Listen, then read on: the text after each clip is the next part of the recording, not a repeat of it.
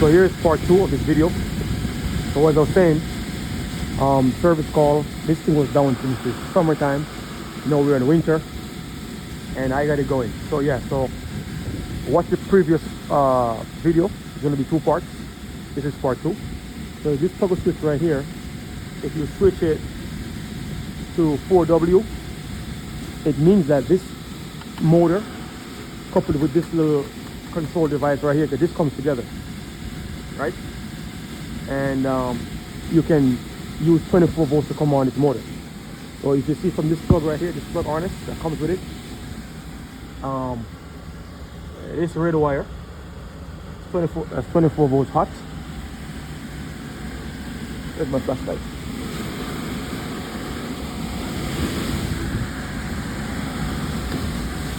That's 24 volts hot.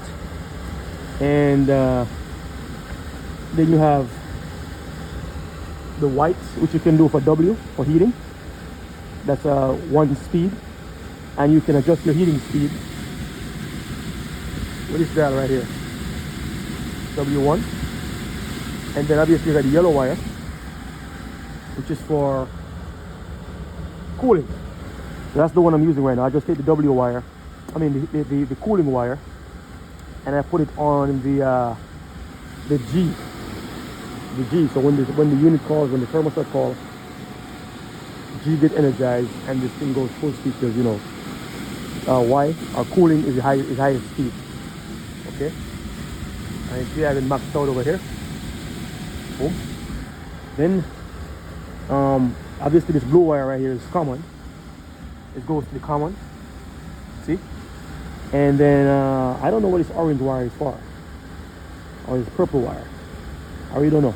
There's a little legend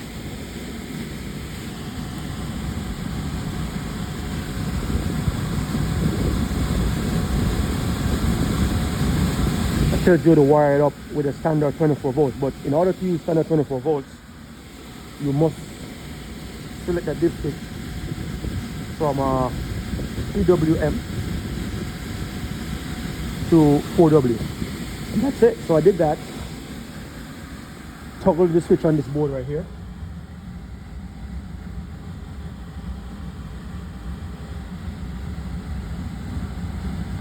So that's switch bank number 3 and switch bank number 3 and switch number 3 and 3.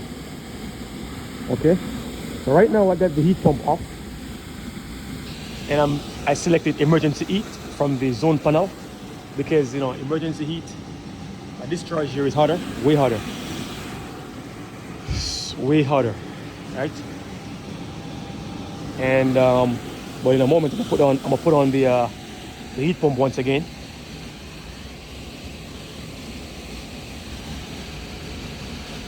Okay, so yeah, that's how I solved this. I figured I'd just do a quick video if I got any of my subscribers that has to work on this unit. So I got all 4 stages of heat on. There's a heater up top right here. If they are dealing with the situation, they might come across having to replace the fan motor on this. You can't just actually you'll be better off just getting a permanent split capacitor motor with the required RPMs and horsepower wired in there, and just do a toggle switch on the board and you're good to go. Right? If you can get a hold of the OEM motor.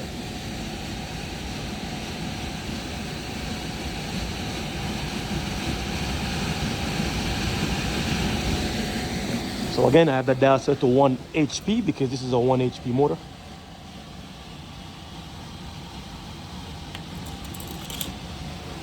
Yeah, so I'm gonna fire up the heat pump right now. And I guess I'm gonna do a part 3, I don't know. Should I do a part 3? Does this thing merits a part 3? Covering this thing back up. You're gonna see my supply here is gonna go up because my airflow would reduce now. But see how hot that is, and with electric heat, got all 4 stages on, drawing a total of 80 amps. It's a powerful electric heater, auxiliary heat. So I'm gonna go ahead and turn this back from auxiliary heat. So I press this button right here. Okay, now we're back to regular. See, the fan shuts down. This thing don't fall off. Now let's wait for the compressor to turn on. Because or this thing has to go through. I'm gonna skip purge. Skip purge. Now we're back to heat. Now we're in heat pump mode. Here the pump starts up. This is a geothermal unit. And the pump right here. Here the compressor. And here we go.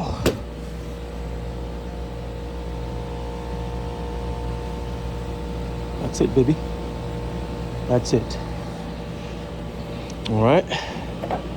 So here you go, envision water furnace, geothermal. If you get a bad motor, all right, remember the factory motor has a feedback. And if you have an ECM motor, it has a feedback. And without that feedback, you can rest assured you're going to get the loss of airflow alarm. Okay.